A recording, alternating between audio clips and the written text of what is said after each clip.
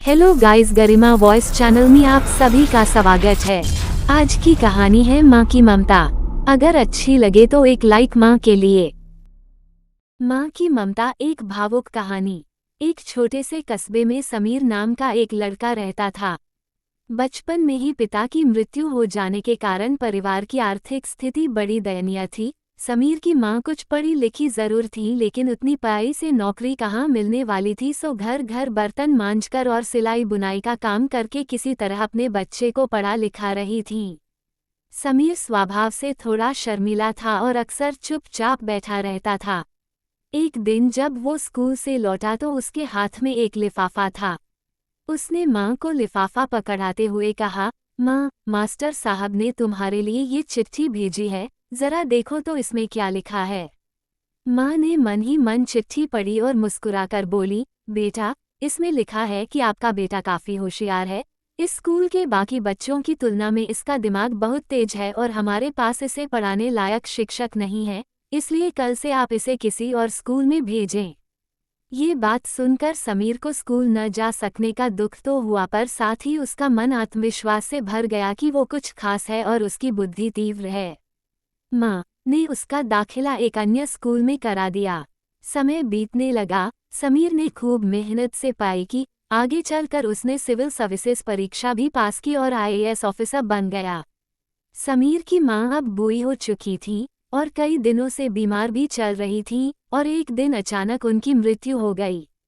समीर के लिए ये बहुत बड़ा आघात था।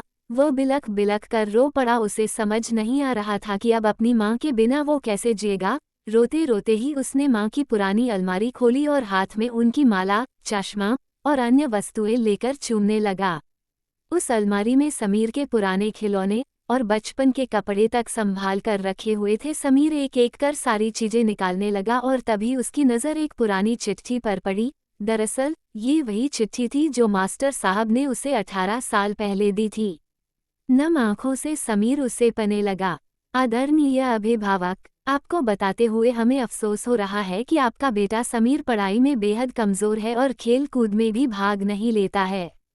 जान पड़ता है कि उम्र के हिसाब से समीर की बुद्धि विकसित नहीं हो पाई है, अतः हम इसे अपने विद्यालय में पढ़ाने में असमर्थ हैं।